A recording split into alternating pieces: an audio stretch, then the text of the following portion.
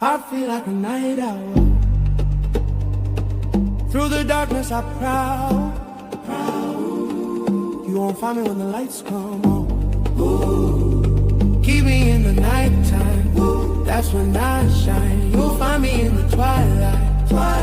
After midnight. Oh, the sun's coming down, but I'm coming up. Just to find myself in the light. Oh, we can try all we want, but it's never gonna feel as right as. It never feels as right as nighttime.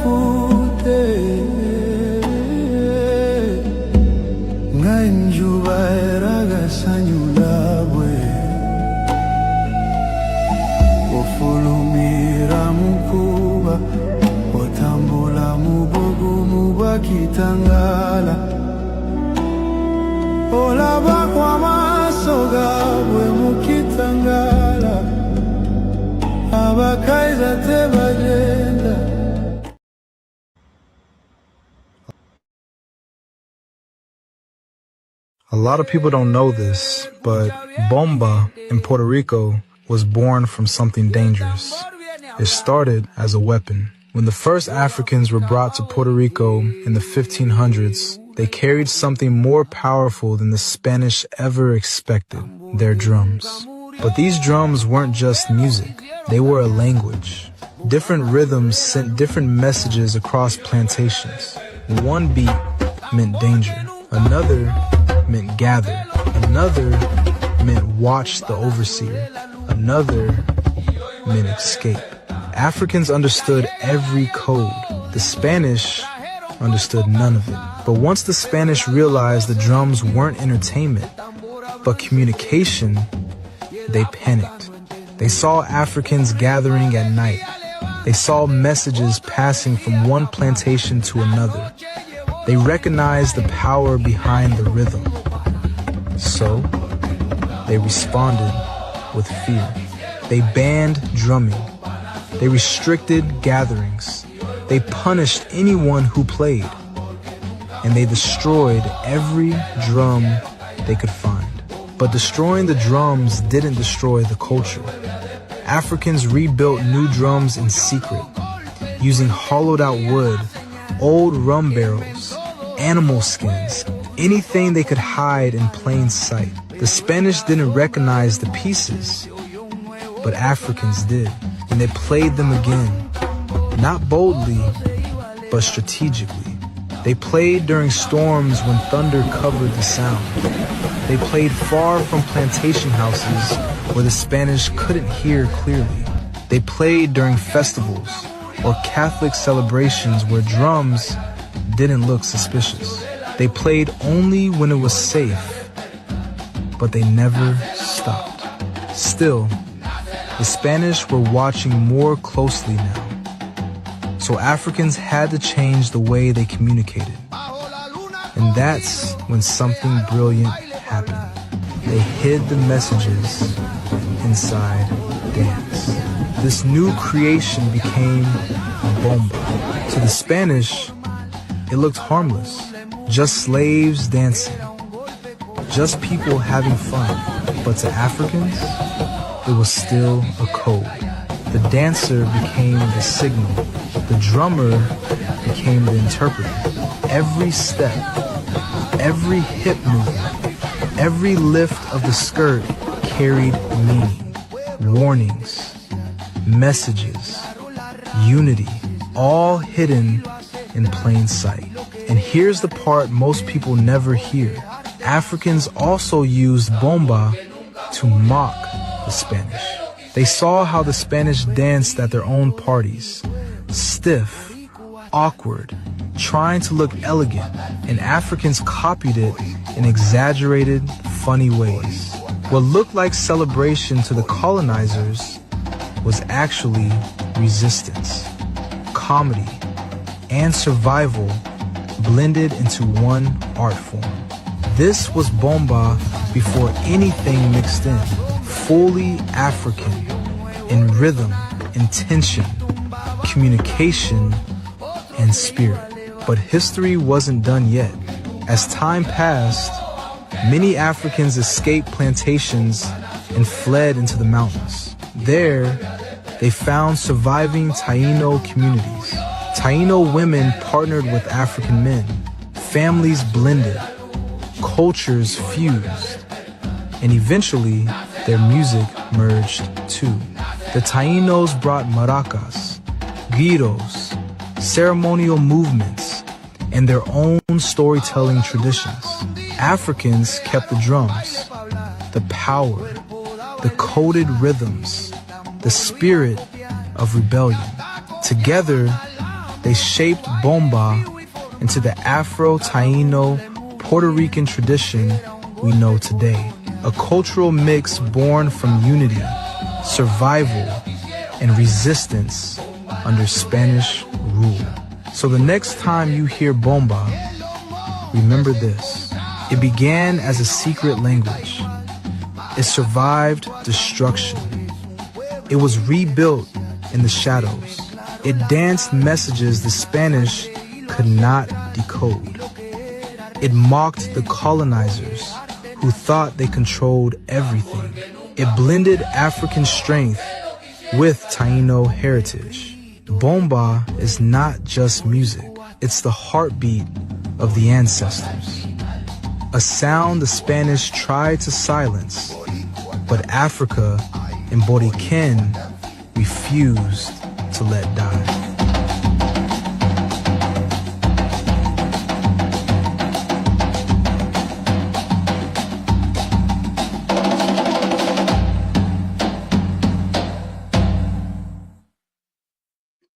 We said ICE is not to disrupt the people here in New Orleans coming here with that bullshit. Because if you're not hearing it yet, there are voodoo dolls being seen around town. There's 2 surfacing right now, but from my understanding, there are quite a few more. As well as me just finding out behind 2 of the hotels that they're staying in. They found a little bowl, I think it was black or red or something like that. with ash that was burnt inside of it. What it means, I have no fucking idea. But I will tell you this, from my understanding, there are quite a few ICE agents that haven't been on duty for the last 2 or 3 days now. The shit is real. Now, I was also told to let my Spanish community know one thing. Whether this works or not, I don't know, because I've never done it, but I was told this since they know I have a platform. Red peppers, dried out, put it in your shoes. You can thank me later if this is real. But it was told to me by a reliable person, believe me, a very reliable person. ICE coming here has met their match. Now I'm going to tell all the people outside New Orleans, 1-800-ICE-VOODOO. If you want them buckets to leave y'all alone, take a visit to New Orleans. Meet up with some of our people and take it back down there. This shit with ICE, they know. New Orleans was not the place to fuck around and find out.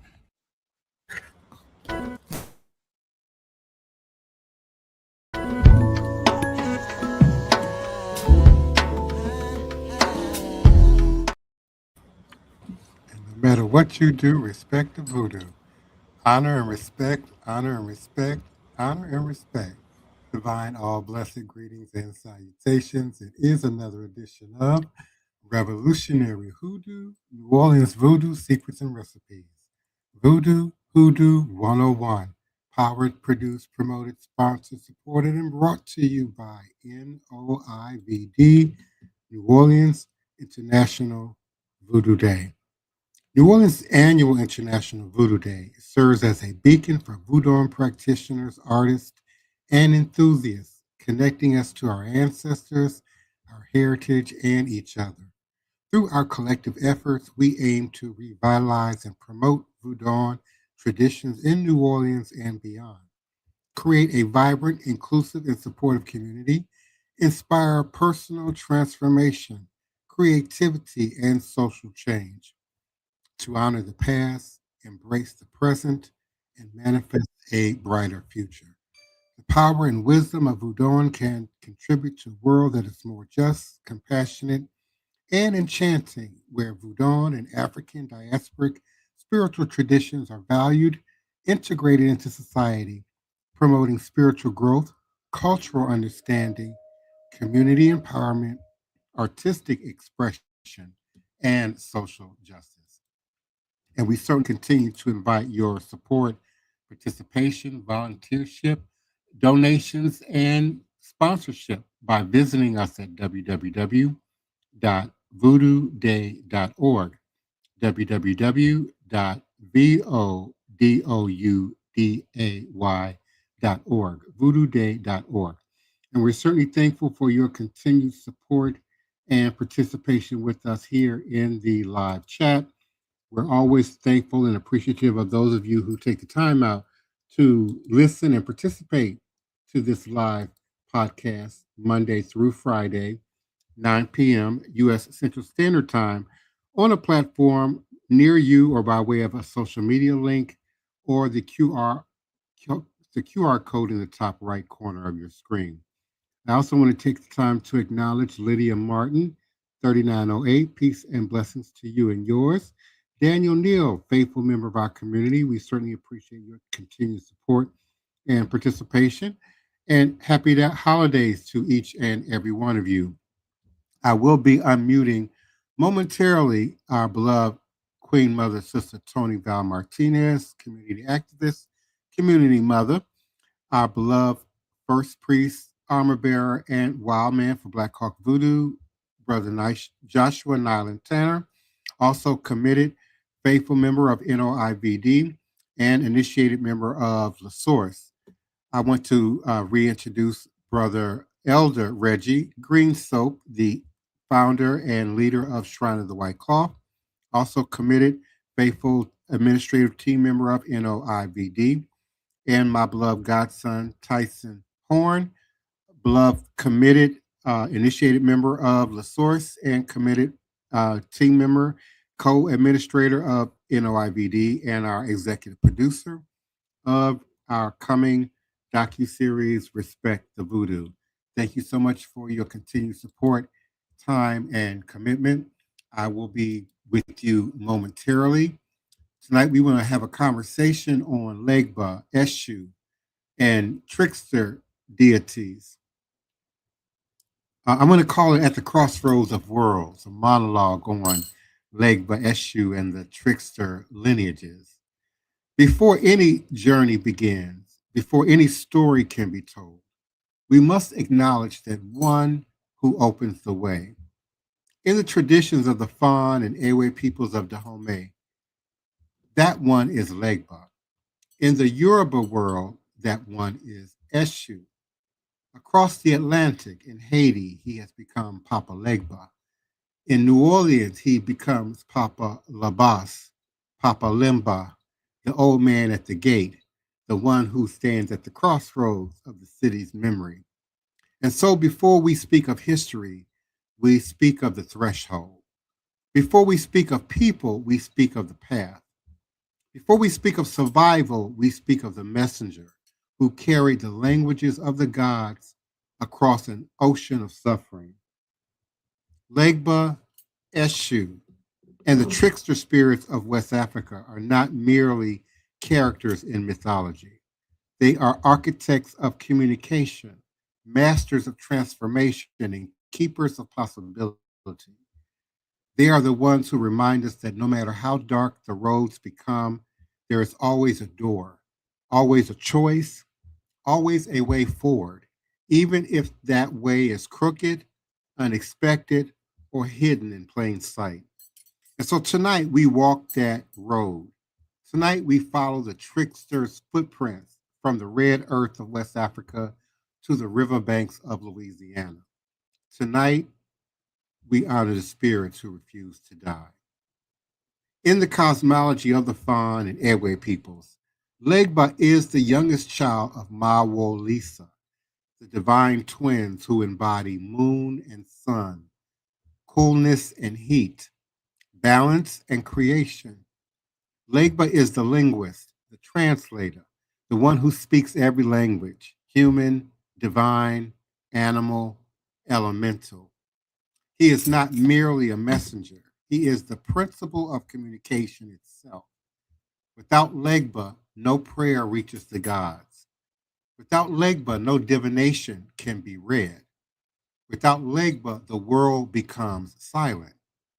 He is the one who bends language, who plays with meaning, who teaches the truth is not always straight.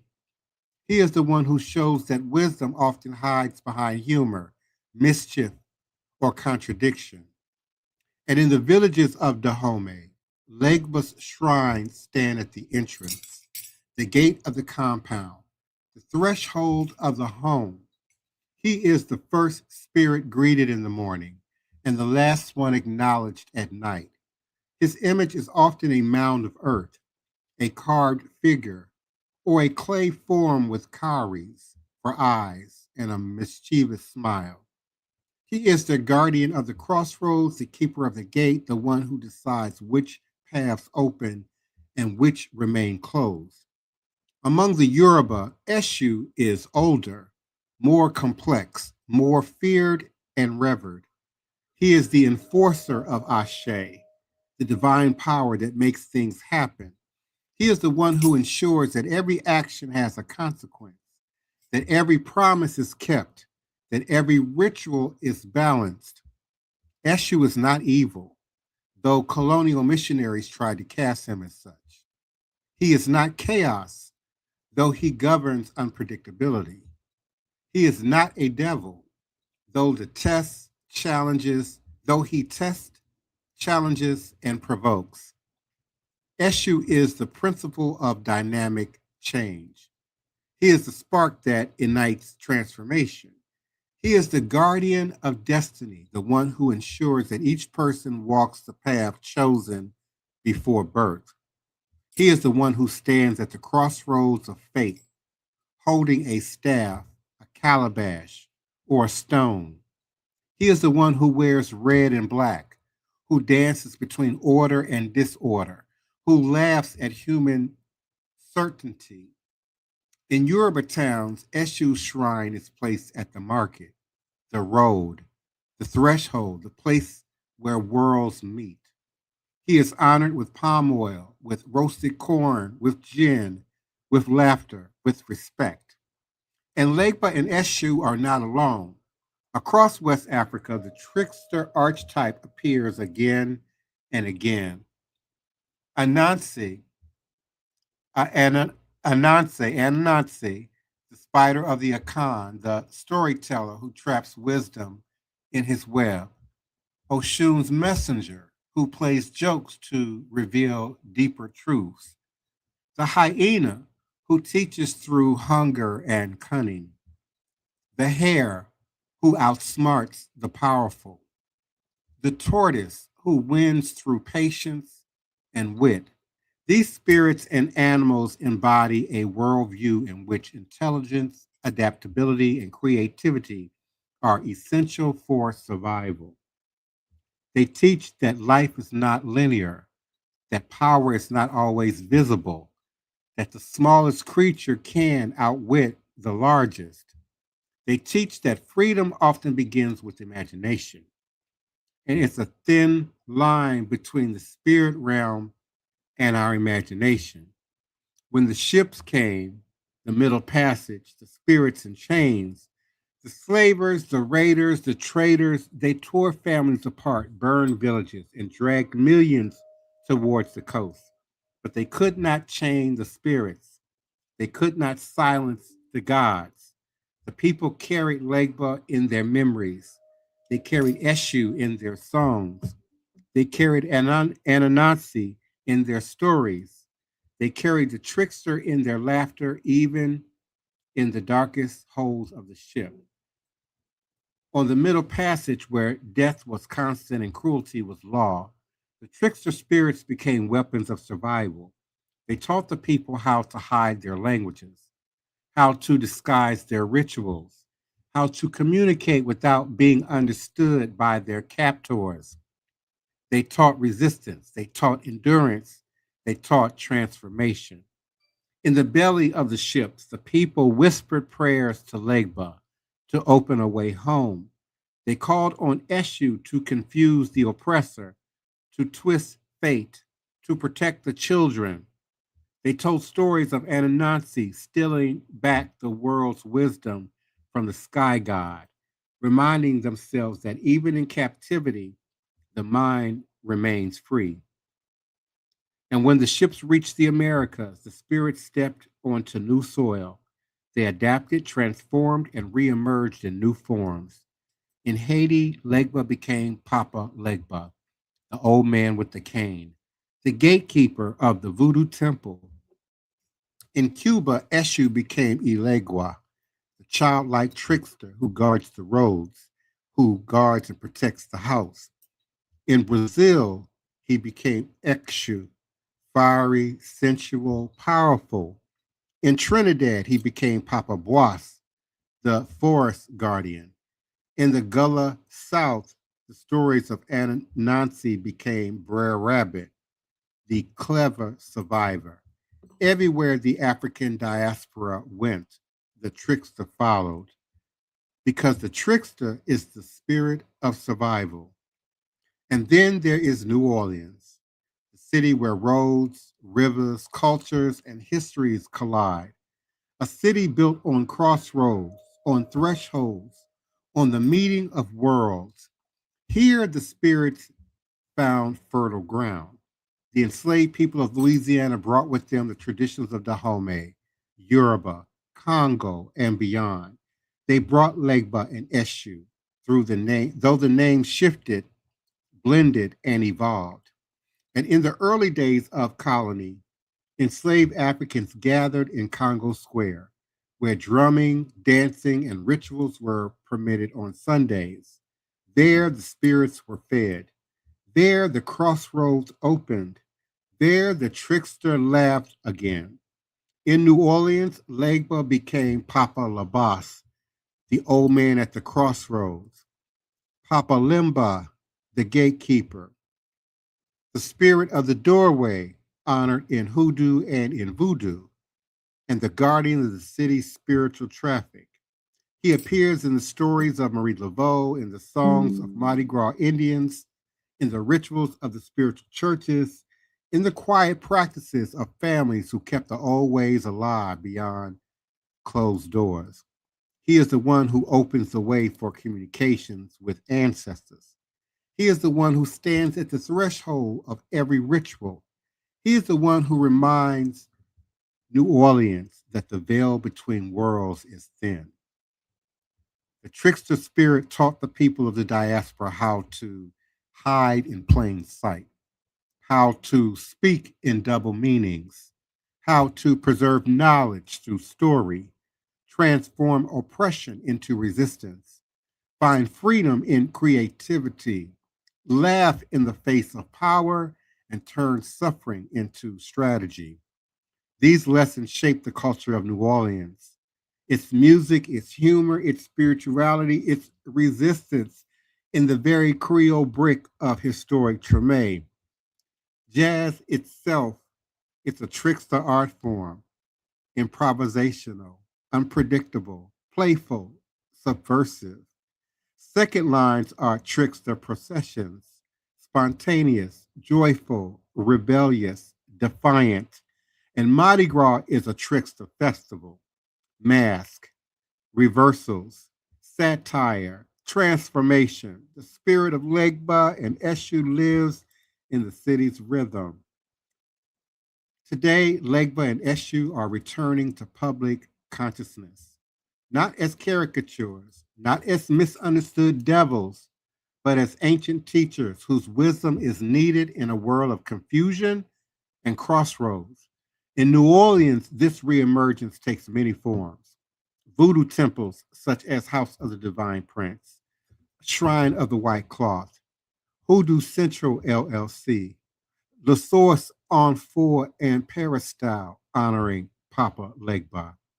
Hoodoo practitioners invoking the crossroads, cultural organizations such as New Orleans International Voodoo Day, voodooday.org, preserving West African and Haitian and Louisiana voodoo traditions, Voodoo Worldwide. Artists and musicians channeling trickster energy, scholars and spiritual leaders reclaiming the narrative, and international partnerships with Benin and Haiti and the city of New Orleans, reconnecting New Orleans with Benin, Togo, Nigeria, Ghana, the broader African world, and 7 unique nations that will be represented here with us May 23rd and 24th, 2026. This revival is not a reconstruction. It is a continuation, a living tradition that has never died. And as we come to the end of this monologue, we return to the beginning, to the crossroads, to the threshold, to the one who opens the way. Legba and Eshu remind us that every choice is a crossroads. Every word is a spell. Every action carries consequence. Every path is alive. Every tradition evolves. Every people can survive the impossible. Every spirit can travel across the oceans. The trickster is not merely a figure of mischief. The trickster is a teacher, a guide, a mirror, a companion on the journey of life. And in New Orleans, this city of crossroads, this city of spirits, this city of survival, the trickster walks with us still. We will be feeding and honoring, acknowledging Legba this Saturday at 6:30 p.m. at the temple. May the gate be open. May the path be clear. May the spirits who cross the water continue to guide us. And may Legba and Eshu bless the road ahead. Ashe, Asheo, Ashe. May Mawa Lisa bless and AYIBOBO.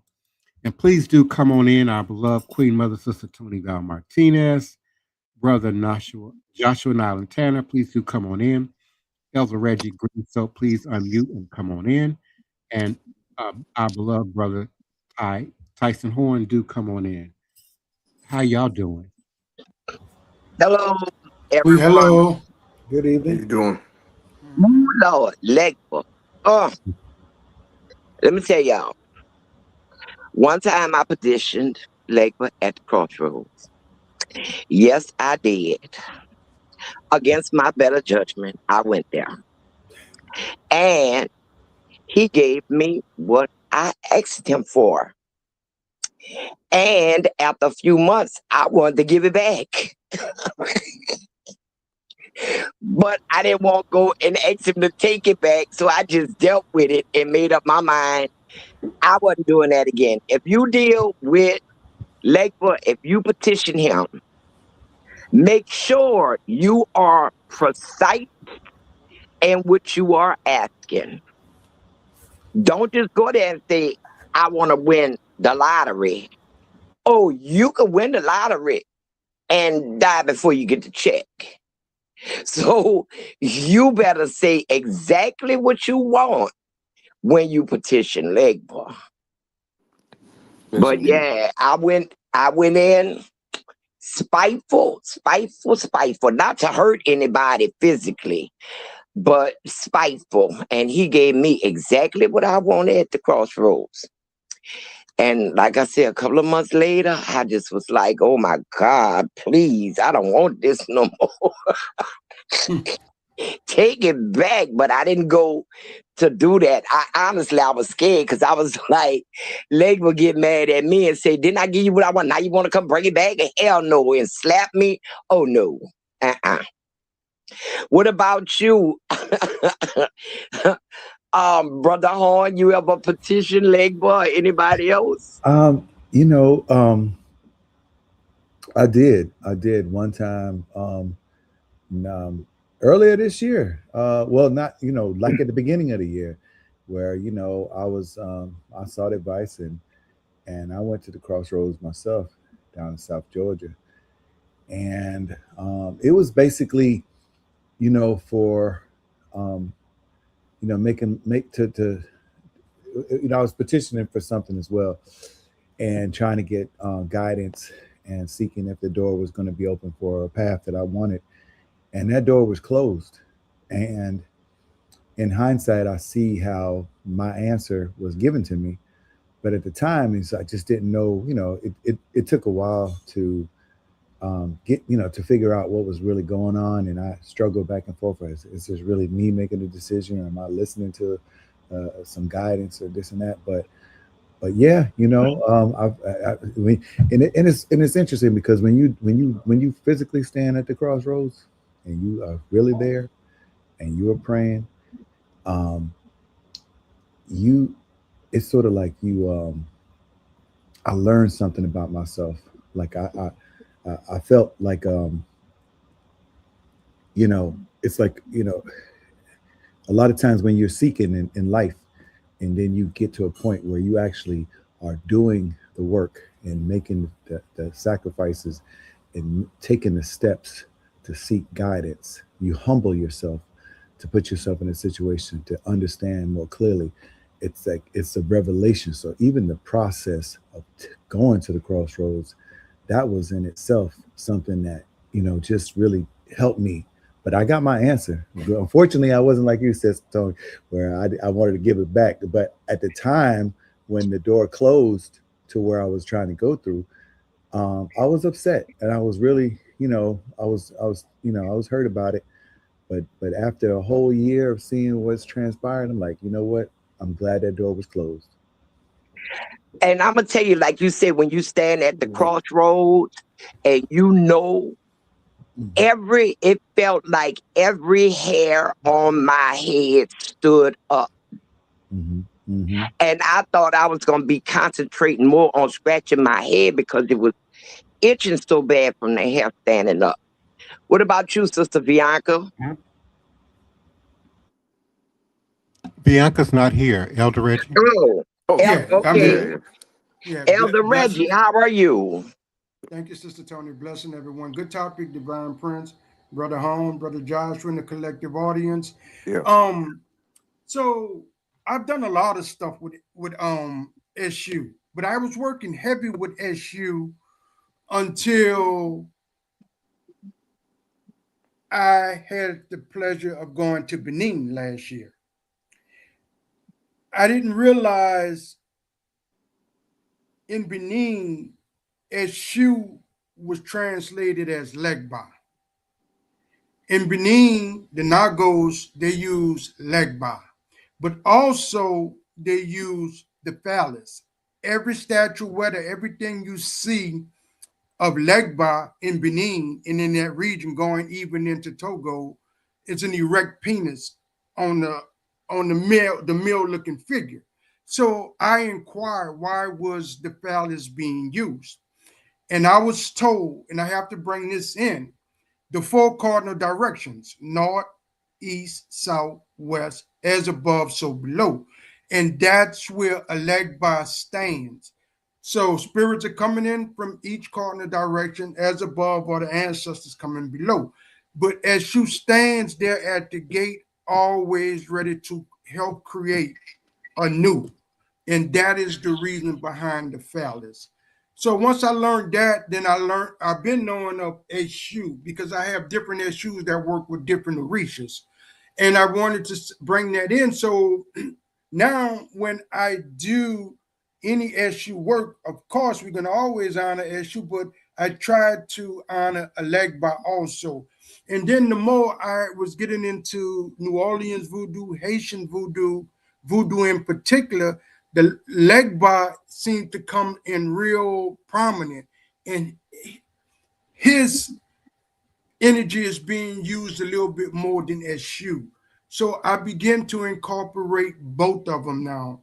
And so I do it so much. And so I don't have one story I want to point out. I just wanted to give a little insight on something that I learned quite recently. Yeah. That's very Thank you for sharing, Reggie. I wanted to kind of that made me think about a couple of different things. What you just brought up about the phallus. One of those things is Tahuti, which is the ancient Egyptian trickster that is known in ancient Egyptian for its trickster and divine communication and similar type archetype like Legba in West African tradition. Um, Throughout my spiritual journey, I've been able to kind of I remember when I first started actually learning more outside of the box of orthodox spirituality that I grew up in, and that was ancient Egyptian. Of course, a lot of us here in America, we started that way, and then unless we had great teachers like Divine Prince that was around, that came into my life, and I started to learn more about voodoo and Legba and SU and working with those with that specific dynamic of that spirit. And I see a lot of parallels in terms of indigenous peoples, even here in America, of similar type of um, connections with the crossroads, with divination, with divine math, with um, uh, communication, and as a messenger spirit that you can call upon to be able to come into an understanding or connect with the spirit and get messages and get answers and get information. um, like I said, one of those is Tahuti, of course, Legba, even Teotihuacan down in Central America, in Mexico, um, actually is one of those that they say it's not academically completely accepted, but a lot of it translates back to the Emerald Tablets when Tahuti is talking about Atlantis and its connection to Atlantis and its connection to America, of course. And um, I actually had a friend of mine that came here earlier this year, and she came from Hawaii, which is even further out in the uh, Pacific Ocean. And she presented me what they call out there a barrel man, which is a man in a barrel that has a phallus. You pull the barrel off him, and he has a phallus that comes poking out at you. Um, and I found that to be very interesting, but it's actually called uh, it's called a barrel man, and it's like Mm-hmm. it originates in the Philippines, actually, specifically from the IFUGAU. I don't know how to pronounce that, but that's a cultural meaning. The barrel was originally formed of a satire protest against Western colonization and symbolizes poverty, while hidden phallus was a joke played of the conservative sensibilities of American tourists. So it's something that I see these things, I see Mm-hmm. these universal connections with the idea of the trickster and the idea of the satireness of the mysticalness of that nature throughout the world, man. And Mm-hmm. I think that it's a good topic that we brought up today. It does have a lot of uh, real serious nature to it when you're approaching it, especially when you're doing it the right way. And no, I just thought I would share those different things that I've experienced myself. Well, we've come to the end of our show tonight, and I'd like to turn it over to Divine Prince to thank our listeners on other platforms, and then turn it over to Elder Reggie for the announcements and words of wisdom. Divine Mm-hmm. Prince. Thank you. We're certainly appreciative of those who listen and participate from our various profiles in Facebook, certainly my page, Sister Toni's page, Shrine of the White Cloth, our Facebook groups as well. We are certainly thankful for our LinkedIn listenership. Um, I'm really struggling to pronounce many of the names. We have listenership in India, various parts of Africa with some pretty complex names. I see you, and we certainly appreciate you.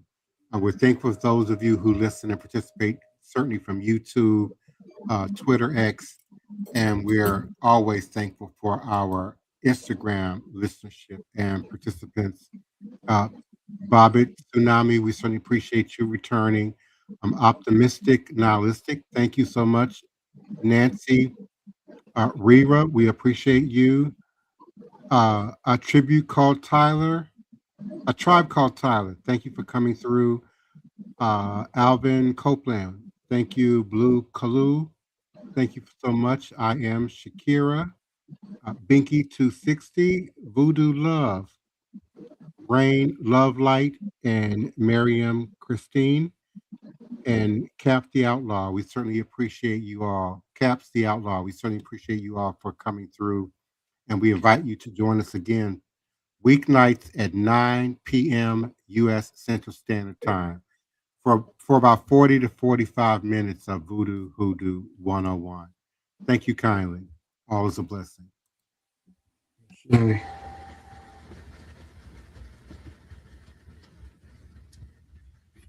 Like to read the advertisement, please. On Christmas Eve, Wednesday, we have a bonfire on the levee. It's December the 24th, and the levee is in Lutcher, Louisiana, which is known as the River Parishes. We feed Legba, Ashe, at 6:30 p.m. on Saturday, January the 3rd, at La Source, Peristyle, 3319 Rosalie Alley in New Orleans, and that's in the Bywater area. And then our next new moon ritual, prayer and application ceremony will occur on the new moon, Sunday, January the 18th at 6:30 p.m. in the zodiac of Capricorn. That location is 710 Cluid. It's a ritual of spiritual warfare and gathering.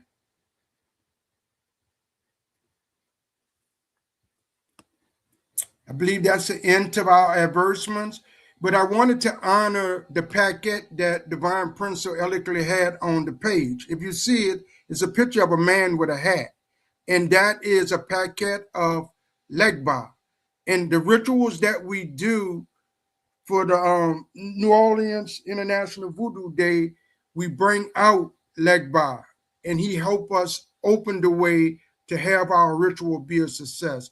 So if you see that picture, just know that that is Legba. With that, I say, lest we forget. The spiritual medicine of voodoo brings healing and relief from the shackles of slavery that binds the master and the slave to the same chain of social division. We continue to have work to do. With that, I say, Ashe, Ashe, Ashe. Good night, everyone. We love you all, and we'll be back tomorrow. Good night, everyone. Good night, everybody. Good night. Good night, Odabo and AYIBOBO.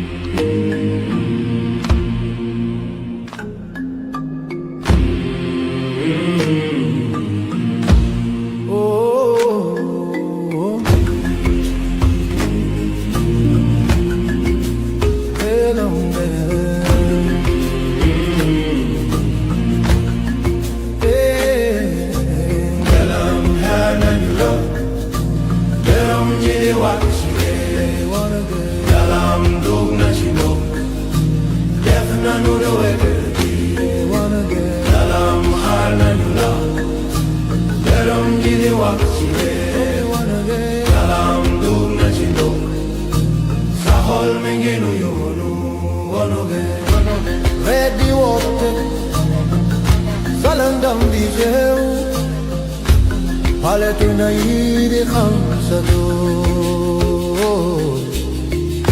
sakhabi mo takure luire sayag mo ileru aduna.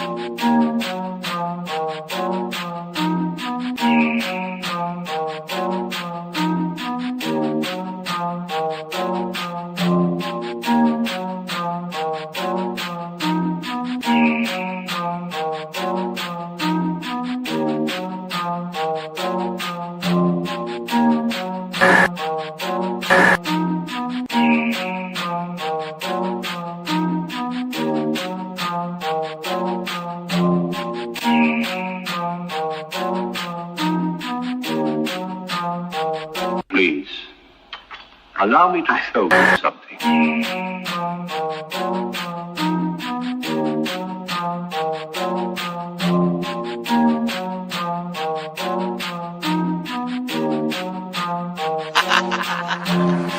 They say I'm crazy and that might be true. I got this right in my DNA, yeah, I'm coming for you. It's time we turn the tables, flip these motherfuckers on you. I wanna see you hanging from trees, it's time you pay for your dirt and your showtime. You created the monster, you created the beast. Now all this savagery you just gon' reap. I'm coming home, daddy, to the plantation, and I'm taking the lives of everybody, including the children, on some Nat Turner away. Do you hear that sound? It's about to go down. Unleash the beast, we about to tear this motherfucker down. Do you hear that sound? It's about to go down. Unleash the beast, we about to tear this motherfucker down. I met my girl Harriet at the gate. If you wanna know how she doing, yeah, she's straight. But she had one question: when we gon' get up? All that talking tough, yeah, we don't walk it tough. She got it locked and loaded, got that piece up on her side. She looked me in my eyes and said, "Meet you ready to ride?" Moving forward, you You gotta use both eyes. Watch your front and watch your back. Keep your hands up on your gas. Do you hear that sound? It's about to go down. Unleash the beast, we about to tear this motherfucker down. Do you hear that sound? It's about to go down. Unleash the beast, we about to tear this motherfucker down. He sit at the table, but he don't order no bacon. He greet me in those words, assalamu alaikum. Got them glasses on his face and them waves in his head. He go by the name of Detroit Red. He looks me in my eye and says you only get one try. Know that your biggest opposition will come from the inside. I know you wanna love them all, but don't even try, because they'll smile up in your face while plotting your demise.